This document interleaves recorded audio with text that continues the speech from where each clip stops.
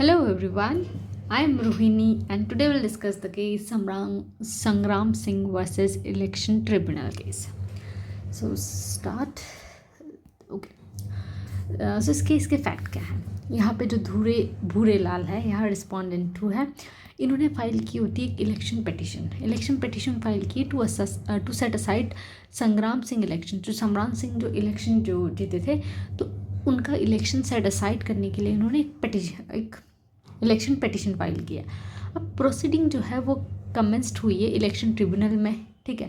And after some time hearing जो है वो ऑर्डर हुई है एंड ये उदयपुर में, ठीक है. अब डिफेंडेंट एंड हिज काउंसिल जो थे यहाँ पे, जो डिफेंडेंट उन्होंने मिस कर दिए.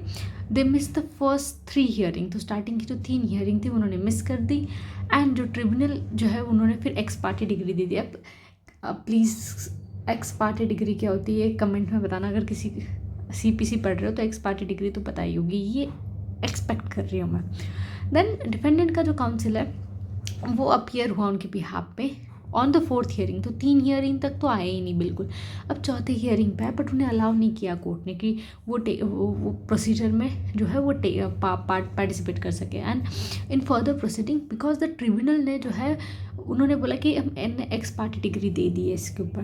देन डिफेंडेंट ने जो है एप्लीकेशन लगाई है फॉर सेटिंग असाइड. जो एक्स पार्टी डिग्री जो कोर्ट ने दी है उसको सेट असाइड करने के लिए एप्लीकेशन लगाई, ठीक है. एंड बोला है कि जो क्रॉस एग्जामिनेशन ऑफ विटनेसेस के लिए, बट ये जो है वो रिफ्यूज़ कर दी ट्रिब्यूनल ने, ठीक है. और बोला कि उन्हें जस्टिफाई करना पड़ेगा भाई कि आपका जो नॉन अपीयरेंस जो था ना 3 हियरिंग तक लगातार, वो बताओ. तो रीट हाई कोर्ट में कि हाई कोर्ट ने भी रीट रिजेक्ट कर दी इनकी. अब लीगल इशू क्या आता है इसमें कि क्या ये जो एक्स पार्टी प्रोसीडिंग है इसका मतलब होता है टोटल, अगर एक्स पार्टी डिग्री पास होगी इसका मतलब क्या होगा कि आप टोटली डिबार हो गए. डिफेंडेंट को टोटली डिबार कर दिया कि वो अपीयर नहीं हो सकता बिफोर द कोर्ट किसी भी सब्सिक्वेंट डेट पे, या फिर सिर्फ merely defendant may appear on the further date, however without any right to undo what prejudice has been caused in his interest in the ex parte proceeding. तो यहाँ पे question ये है भाई कि क्या ये जो है मियरली डिफेंडेंट को जो है फ्यूचर डेट पे अलाउ किया जा सकता है या फिर अलाउ ही नहीं कर सकते एक बार एक्स पार्टी डिग्री हो गई तो सुप्रीम कोर्ट ने अग्री किया लिबरल व्यू लेते हुए. और यहाँ पे 2 अलग अलग ओपिनियन दिए. सबसे पहले तो कोर्ट ने कहा कि no form of procedure should ever be permitted to exclude the presentation of litigation defence. तो उन्होंने बोला कोई भी ऐसी प्रोसीजर नहीं है या जो परमिट करे कि हम एक्सक्लूड कर दे अगर कोई डिफेंडेंट अपना डिफेंस लेके आ रहा है तो, ठीक है. अब अगर other party when ever the other party is present, जब भी वो पार्टी प्रेजेंट तो उनको अलाउ करना चाहिए कि अपना केस प्रेजेंट करें. और सुप्रीम कोर्ट ने ऑब्जर्व किया कि जो लॉ ऑफ प्रोसीजर है ना, ये बेस्ड है प्रिंसिपल ऑफ नेचुरल जस्टिस पे, ठीक है, which requires a man should not be condemn unheard. मतलब भाई आप उसको बिना सुने आप कैसे जजमेंट दे सकते हो उसको. तो ऑर्डिकल्टम पार्टम सुना होगा प्रिंसिपल ऑफ नेचुरल जस्टिस का, ठीक है. तो decision should not be reach behind there back.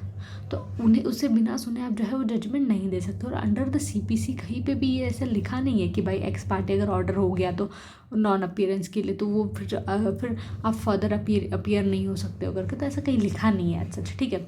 Therefore जो पार्टी जो है वो अपीयर हुई है on the day to which the hearing of the suit is urgent, he can not be stop. तो पार्टी जब अगर अपीयर करती है तो उन्हें रोका नहीं जा सकता from participating in the proceeding.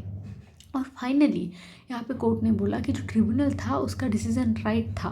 And tribunal ने ये चीज़ बिल्कुल सही बोली कि भाई आपने कोई अच्छा रीज़न नहीं दिया आपके अपीयर नहीं होने का, लेकिन सिर्फ ये बात जो है वो जस्टिफाई नहीं करती कि आप उनको अलाउ ना करो फर्दर प्रोसीडिंग में. आई होप ये छोटा सा केस था आपको समझ में आया होगा. Thank you.